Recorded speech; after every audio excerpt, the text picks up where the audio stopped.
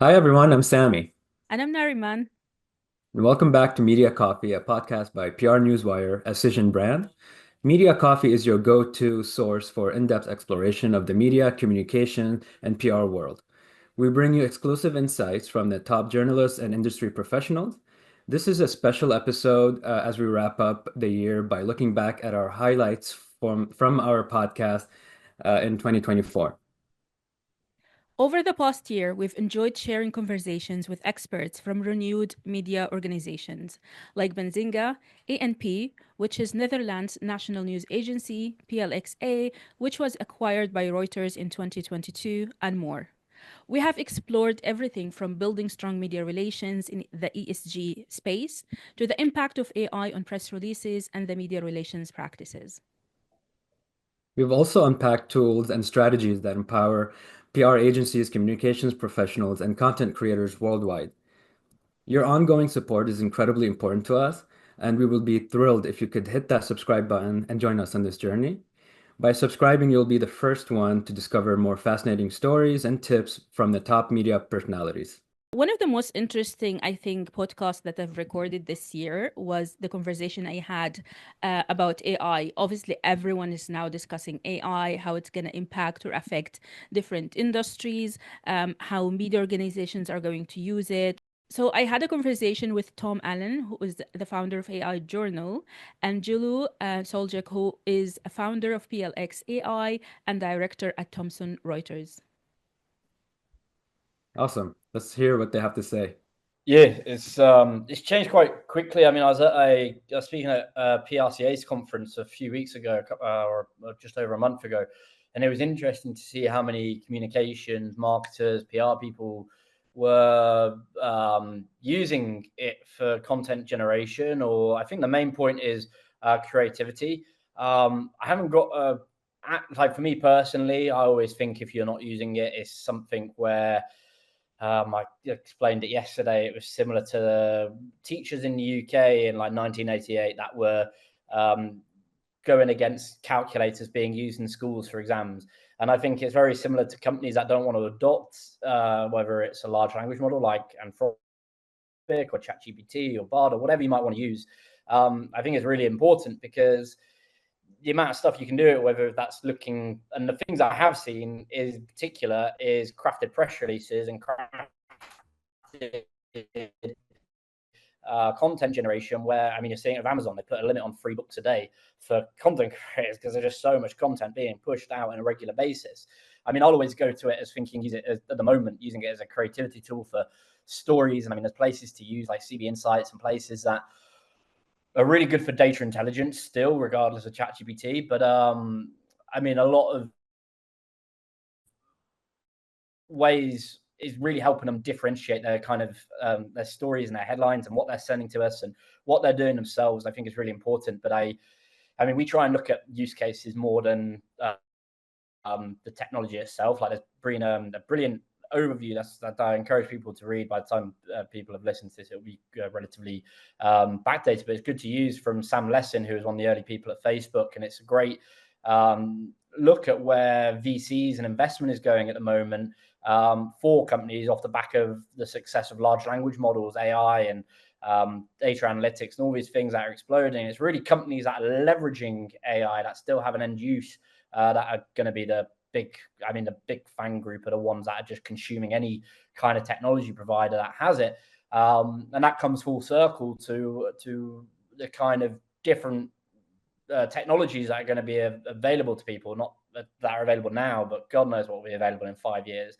And I think people really need to get comfortable with just understanding, whether it's from something basic like keyword and topic identification and getting that storyboard going, which I've seen a fair bit of and was quite encouraging to see people at the PR conference telling me that's what they're using it for, to PR agencies and marketing brands, and whether that's Weber Shandwick or a bigger group to look at what you want to use it for competitive analysis is really important. Like Edelman, I know they're doing a lot in that space, and it's it's important because you can understand your audience. It's like a book I read recently by Patrick Bet-David, and Mark Benioff's book is really good as well, Trailblazer. So for me, using AI was just, I think I took it as a game just to try and check what it can provide and what it can do.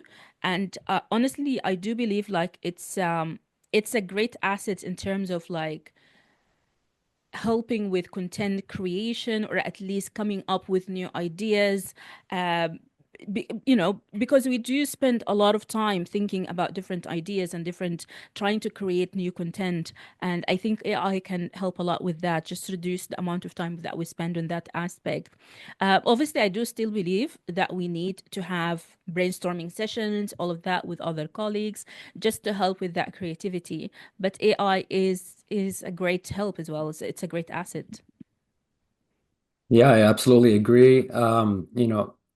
At first, there was a lot of skeptics when it comes to AI, but now we're seeing that it's kind of unavoidable, and it's really, especially from PR and media standpoint, a lot of professionals are integrating AI in their work. Whether that's from helping with brainstorming ideas or correcting the grammar.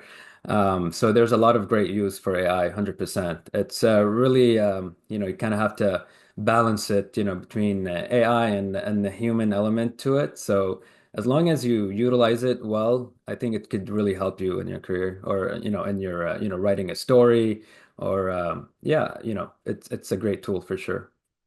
Yeah, 100%. I think with everything we need to find that balance where Mhm. we're using different platforms or different things that are available for us to help us out, but then at the same time having that balance in terms of like creating content from a human element, I guess, or to put a human element to the content that we're creating. By the end of the day, where everything that we're I guess everything that we're creating, whether it was like podcasting, press releases, or articles, they're directed to people, and they need to have that sense that it's coming from human as well, like it's human written. Yeah, absolutely. And I love Tom's the analogy of the calculator. I think that's a great way to put it. It's definitely a very handy tool, and it's not going away anytime Yeah, soon. absolutely, absolutely. Yeah. So another media outlet that actually I've had a conversation with was Benzinga, and I did speak with Steve Kraus, the head of Benzinga Pro's breaking news desk. He basically mentioned that Benzinga, or I did actually ask him how Benzinga is using AI in the news alert spaces, and his answer to that actually was really interesting. So can you just play the clip and then we can discuss it? Let's check it out. That's a great question. Yeah, we talk about it every day, in terms of how we can integrate it. We're trying small little things here and there. I mean, there's a big tug of war in the news industry, I think, of people who want news to get automated by AI and people who want it as a more assistive tool, and those people who kind of pull back and forth. We have some AI generated some AI generated content already, for options alerts, for insider trading, for congressional trading, that kind of thing, because those are automated.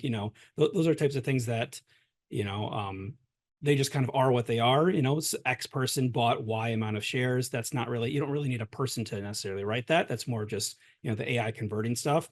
But yeah, I mean, we're actively looking at it every day in terms of news gathering, in terms of how can it, like I said, I look through thousands and thousands of press releases a day. It would be great if a system could highlight for me certain phrases, certain, certain numbers, and that kind of thing, and pull those up to me so I can address more important, more pressing press releases first. We're looking at that kind of thing. We have a Slack bot that identifies things for us. So if we put something in our chat, then it tells us kind of what tickers are related to it. We're constantly building a list and improving it and removing items from it. So we're using AI right now for more news identification purposes. I would say we're very hesitant on the pro side to use it for generating content, and we're not stepping in that direction anytime soon, I would say. Yeah, I love Steve's take on this and Benzinga's stance on AI and how they're using it cautiously and strategically, for streamlining their work, identifying stories, and they're still cautious about using it for content generation. And I think that's a very fascinating topic to unpack. And when it comes to regulations and how is AI affecting content basically. And so Steve is going to cover that in our next clip. So let's hear him out. For starters, the AI content that we currently have is marked as AI so that people know, so that this is, generated by, it's called Benzinga Insights is our AI bot that it's generated that way. I think the editorial side uses AI generated images sometimes that are marked clearly as AI generated. When it comes to the misinformation part, we're very acutely aware of that. We have tried when GPT-3 took off last year, we immediately started to try and get it to summarize financial reports, summarize press releases, give us quick information, and found out very quickly that it was wrong. It lied. It did the hallucinated, as people say. And so we started using the tool actually yesterday to help with 13F filings, but we're checking it rigorously. We're making sure that it is actually accurate as we use it, and we're moving very slowly with it. So I would say, yeah, it's kind of like the Wild West right now, where everyone wants to use it. Everyone thinks it's going to be the next big thing, and it certainly will be great once it's integrated in a proper way. But once the dust settles, I don't want Benzinga to have published a bunch of AI content and have to pull it back or be embarrassed by it. So Pro itself is moving kind of slowly on that front. Yeah, I really appreciate his answer on that. And it's a great approach to adopting the technology. You don't want to just, kind of go all out and, use it for, to generate all your content and so people will notice that. It's very important to, like Steve said, to kind of utilize it strategically, cautiously, and see where it can help you. Like for example, in this case, it's really helpful when it comes to identifying stories, maybe summarizing, even though sometimes it can be inaccurate. But with over time, it's gonna improve, and this is a technology that's still kind of unraveling in front of us, and it's still learning, and it's gonna get better and more accurate. But still, you need to kind of be cautious whenever you use it. Yeah, no, I 100% agree with you. And I think um, basically what Steve said bring us back again to the balance that we mentioned earlier, we spoke about earlier, and the importance of aside from treading carefully, is finding that balance to use it, benefit from it, but then at the same time be mindful that there is a lot of it's still under progress. There's a lot of development that's going to happen within the AI spaces and platforms as well, and it needs improving as well. As he mentioned, it's not completely accurate sometimes. Even personally, when I ask for some information, it doesn't always provide a full picture or provide the full information that I'm looking for. So yeah, it's definitely it definitely take you back again. And I've seen some media outlets actually that use a tag called AI generated content just to be mindful and make sure that whoever is reading it know that this article or this part was generated by AI. And then again, it's for the media outlets as well to protect themselves and protect Mhm. their brand. But yeah, Yeah, interesting. and it definitely protects the readers as well. This is yeah, I couldn't have said it better, Nariman, and this yeah, very very important points to keep in mind, especially with everyone. I use it to sometimes write long emails and it helped me improve the writing. But I think it's the most important thing is to always double check it and always make sure you have human eyes on what you're writing to gut check it to make sure there's no inaccuracies and no false information before you send anything out, whether that's a press release or just a blog post. So yeah, that's very well put. All right, so this is one of my favorite clips. Coming from a PR background, I love this guest's story about how he was able to secure coverage in, the New York Times, which is kind of like, winning the Super Bowl. Um, and it really comes from, that personal touch in storytelling and, having a great story and narrative and how that can help you, secure coverage in such a major publication. And yeah, let's hear the story from Bob Phibbs, aka the retail doctor. Being old school, I called the New York Times business editor and he picked up and I said, "Would you be interested in how the story about how a little guy beat the big guy?" And he goes, "I would." And so I met the reporter out in Encino in July and I've had a nice, interview. And time goes by and it's now October the 27th, 1997. And I am in New York seeing a play on vacation. And I go down on Sunday morning to Hilton and I look down, there's the New York Times, and I flip it over and there's a color picture of me and Mike. And I open it up, and across the entire top of the business section, it says, "Meet the category killer, killer." And that was my entry in. So from there, I built my business to be a magnet for some of the world's greatest brands, from everywhere from Lego to Yamaha to Google, you name it. But it all comes down to PR, my friend. It all came down to, that personal touch. Yeah, just goes to show, the power of PR and what it can do for your brand and for your business. Getting one story out there in the New York Times can, you know, um, get you some of the biggest clients and put your name on the map, and you get instant credibility and recognition. So, and Bob did it by himself. He, literally called up the business editor. You could do it by emailing them now, and then some people are using, social media platform to do that as well, to reach out to journalists. So there's a lot of great ways to do it. And just have to have that great narrative, that great story to kind of take you there.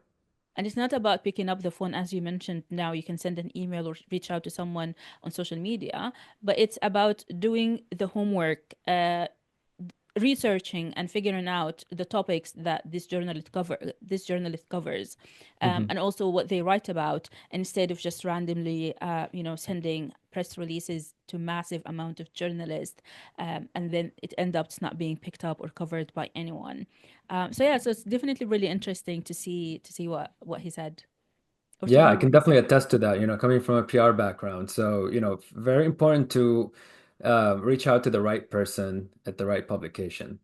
Otherwise, you would just, you're sending a story that's not relevant to the journalist, and they're not gonna even, read it. Or if anything, it might, not be a great start to your relationship with that person because, you haven't done your research, your homework to kind of know what this, journalist is covering, what the publication is, covering. So yeah, great point, Nairman. Very important to keep that in mind for sure. And speaking of communicating with journalists, this brings me to our next clip with John Janarone, the founder and editor-in-chief of CorpGov, which is a publication that covers ESG and government topics. So let's hear out what John Janarone's take on press releases and how they are important and the overall communication strategy.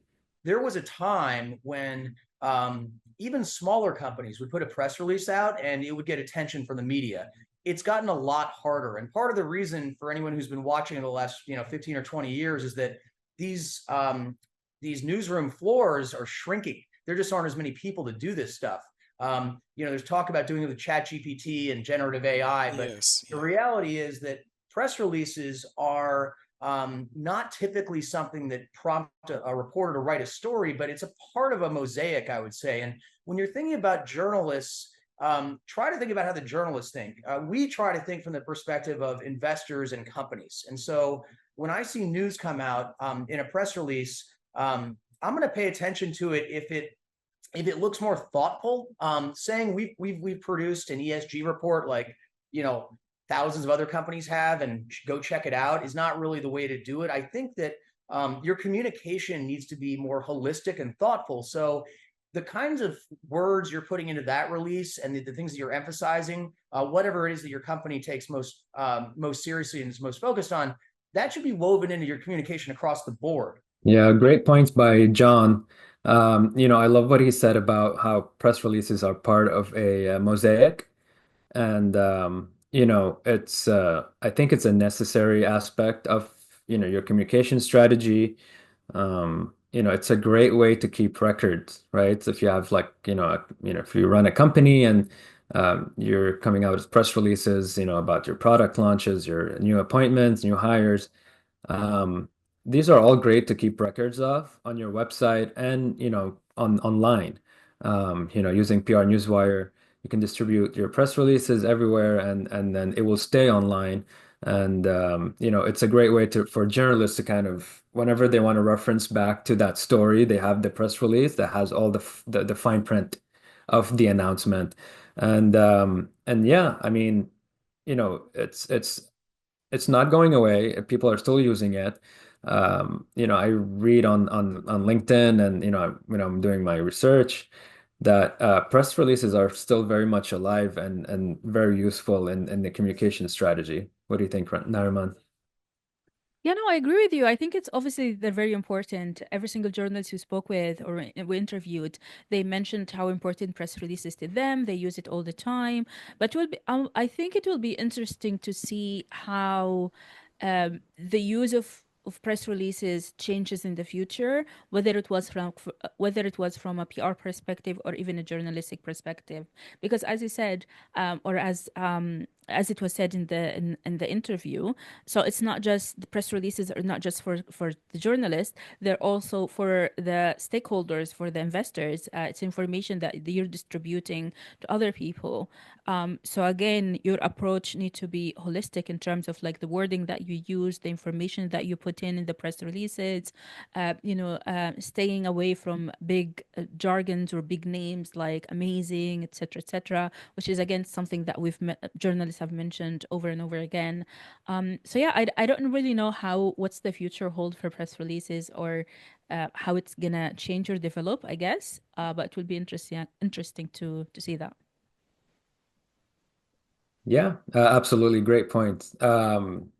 Yeah, very, very important to consider all stakeholders when you're writing a press release, and not just the journalist that you're reaching out to, because this is a message to the general public. And when you take all of that in consideration, I think you have a better success rate. Getting your press release picked up and distributed, and it's all about how you write them for sure, and what is the news that you're covering in the press release. So we'll get to that more later on.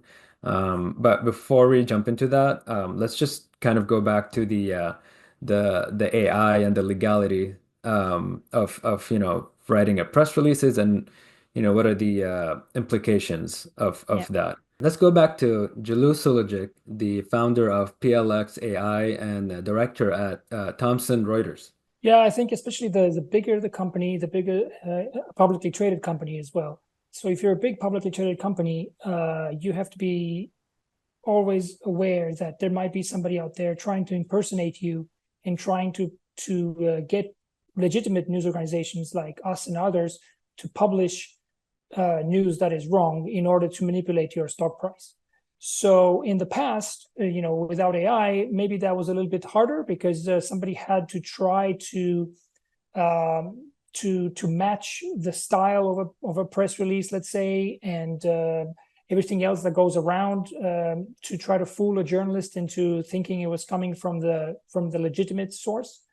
But now with AI, I can imagine that it's a lot easier to say, to use it for a nefarious purpose and try to say, let's copy these, this type of press release. Let's copy, make a hoax website that looks like it's the real one, and so on, and then spam, all the biggest news organizations in the world, and try and see if one of them falls for it. Because if one of them falls for it, it's going to be enough to move the stock price, and the bad actors can profit from it. So, and I guess it's a two-way street. On the one hand, you have to be careful as a company. How can we try to prevent that? And on the other hand, as a news organization, you have to be aware that there's people out there who are trying to fool you into publishing news that's not true, and you have to have try to have some safeguards in place to prevent that. And it can be anything, not just business journalism, but also, as we've seen with misinformation in conflict zones around the world, right? Where there's images that you have to verify to make sure that they are correct and they're not from a video game, but it's actual combat footage, and all sorts of things like that you have to try to very fast. There's always a pressure of time. That's why the hoaxes succeed usually, because there's a pressure of time in the journalism world. You need to be first with the information. So at every level, people are trying to break the news first, and then there's this imbalance between trying to verify the information quickly, but also publishing it if it's true. So you're always having in the back of your head, oh, what if this is true and I sat on it for too long? And that's when people sometimes make the mistake. So you have to, it will be very important in the future to have ways of quickly verifying information before publishing, and still serving the public by publishing truthful information fast. You know what? I do think about what Juluk says every once in a while. I'm the type of person who grew up to read a news. If I see a news, I would read different sources just to make sure of the information that is written, where it came from, and the sources as well. But obviously, in recent years, the conversation about fake news has always been around, just because of the different hoaxes and the massive amount of fake information that we get in a regular basis, or even in the daily basis. So I definitely always encourage people, even people around me, just to be mindful of what they're reading, verify the news. But also for journalists, I understand the pressure and the difficulty and the challenges that they face, because again, as he mentioned, media outlets need to act quickly, or usually act quickly when they receive when they receive any tip or news, just to break the news online, or for people. So I understand the pressure that they're in. So I feel like there is also a responsibility, aside from the journalists, obviously, and media organization, responsibility in fighting fake news and making sure if they're using AI that the information are accurate, all of that. But then at the same time, I feel there is a responsibility from people as well, to verify the news and sources that they're getting their news from. And I don't know, maybe it's a wild idea, but like, I guess media literacy need to be taught in school or even at university level. But definitely people need from a young age to start learning how to handle and deal with news.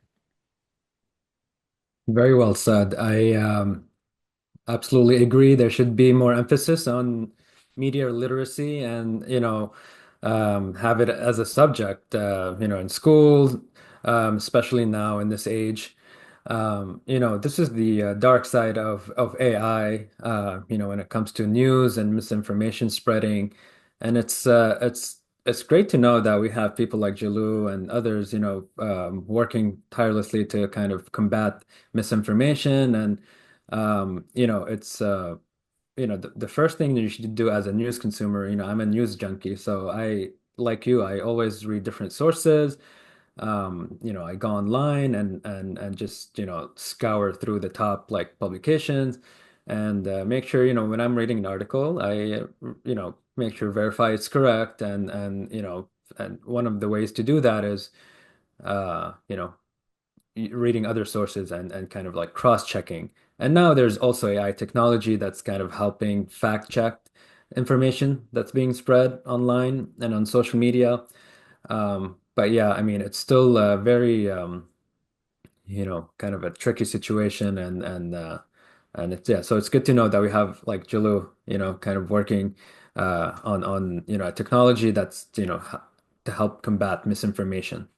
All right, let's move on to some great tips from our own Fozia Hossein and Glenn Freites.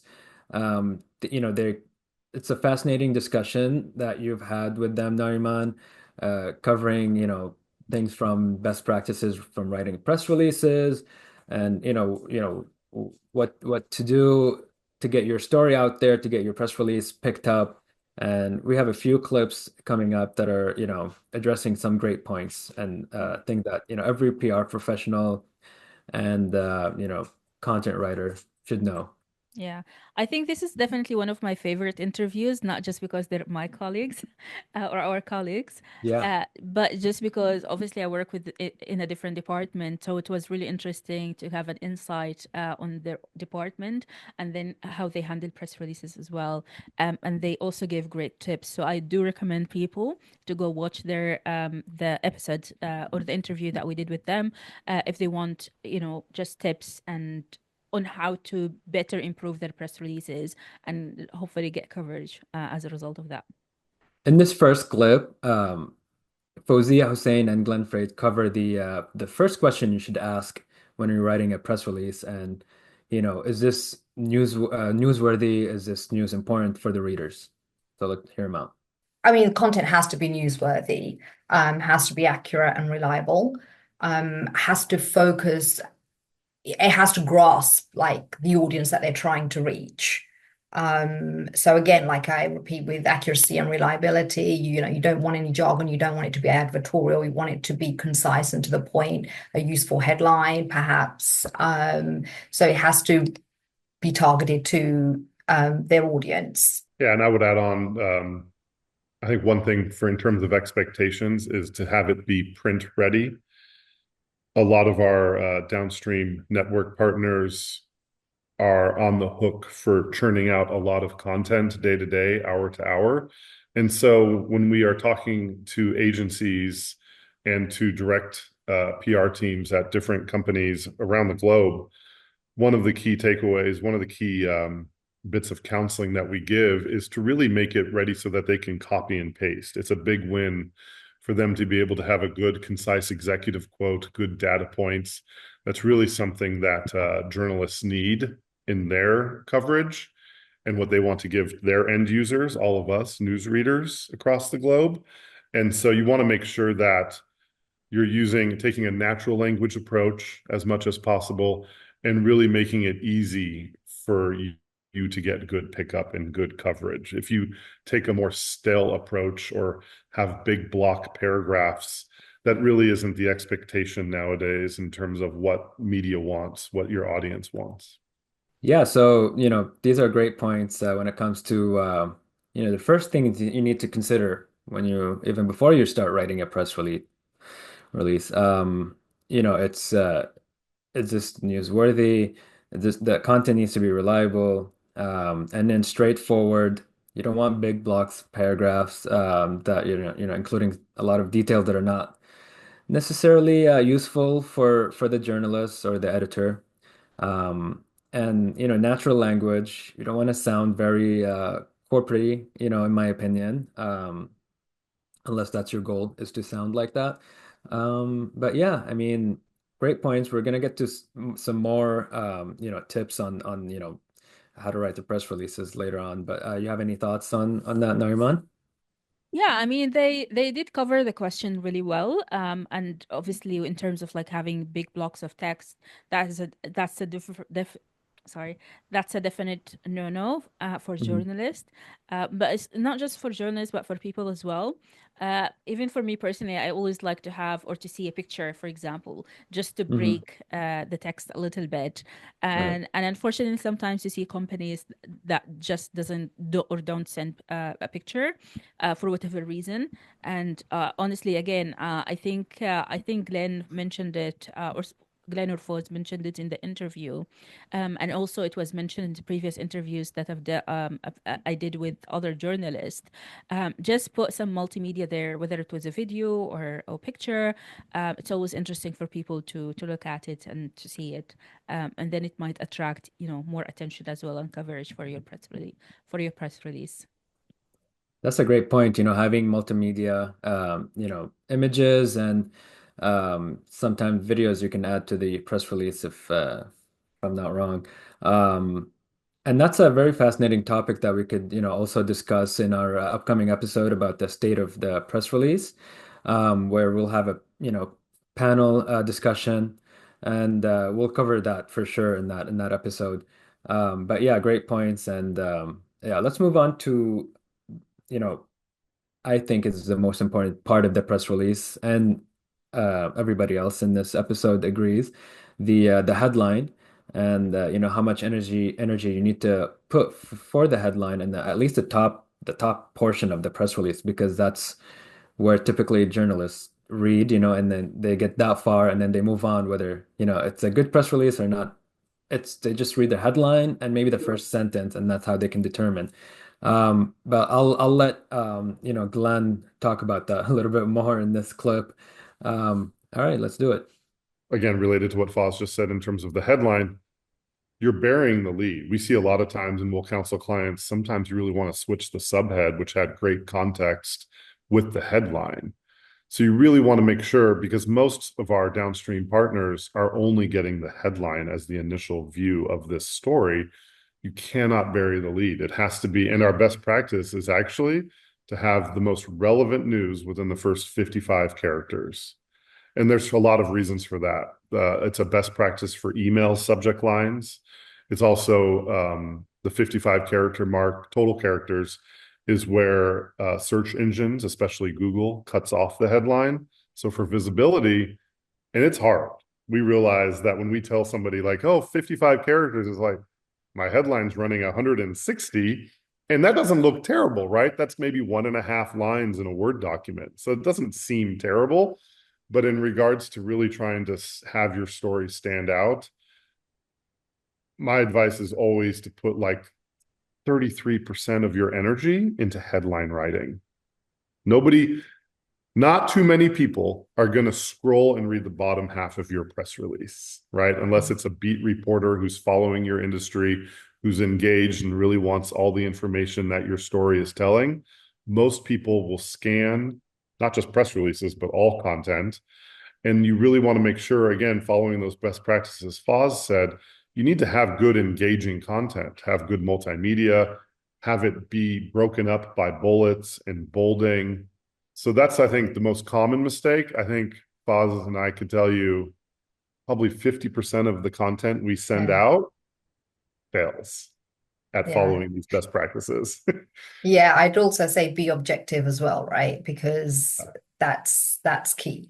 I mentioned before that I also had a PR background.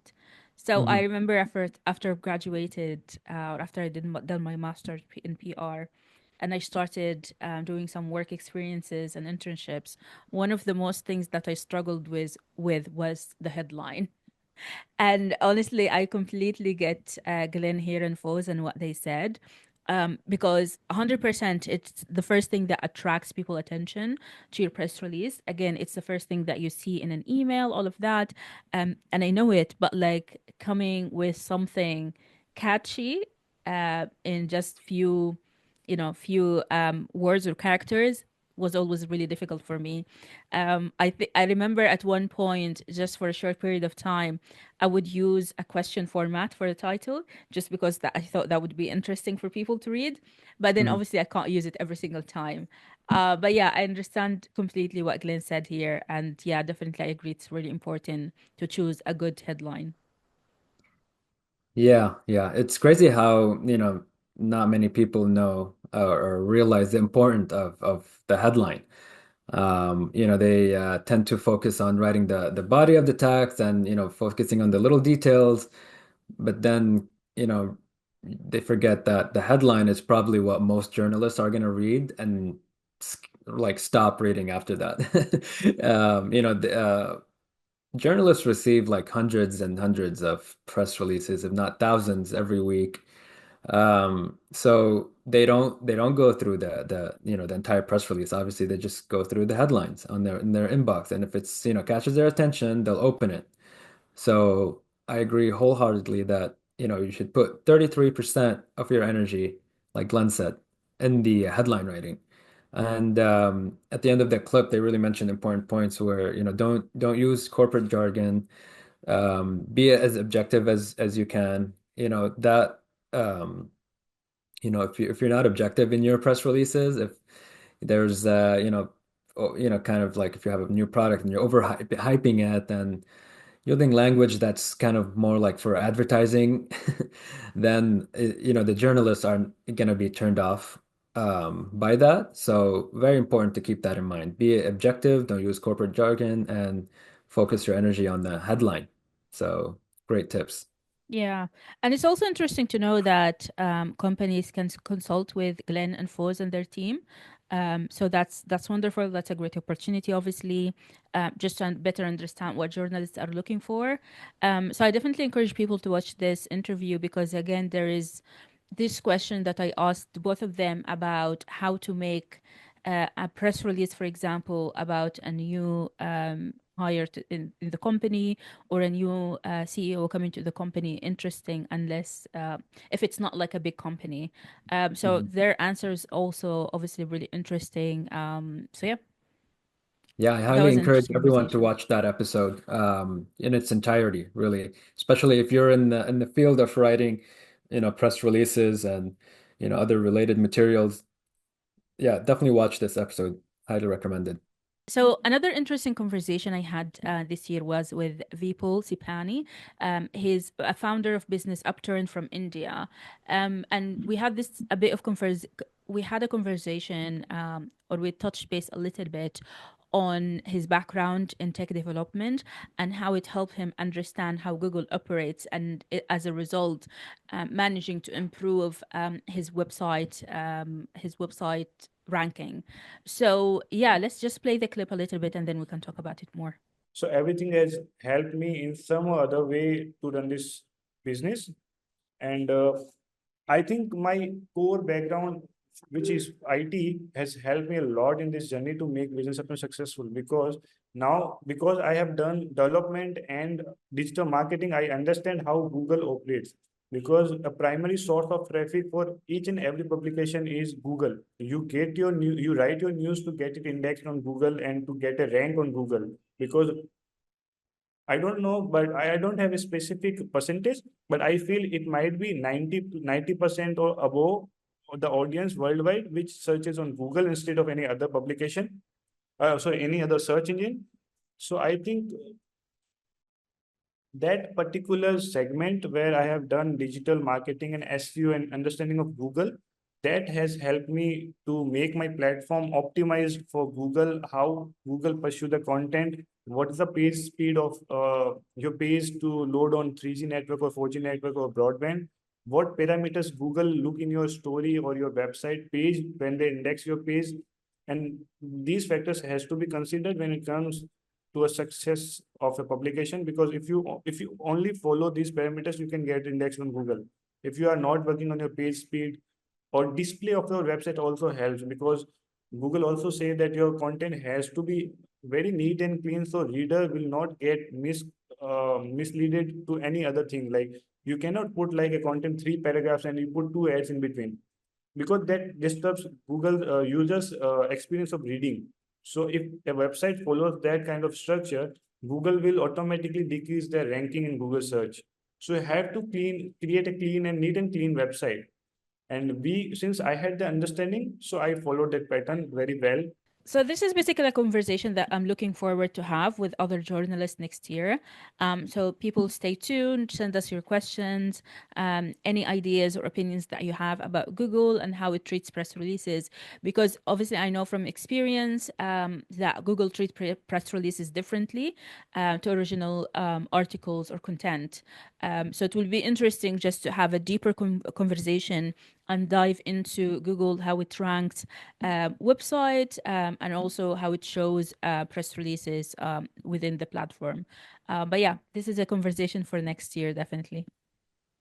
Yeah, I look forward to those conversations, and I look forward to who you're going to have as guests to discuss those topics that are essential, and content distribution and publishing, and especially Google search ranking, which is probably the most important thing that you should consider when you're releasing news or sharing information.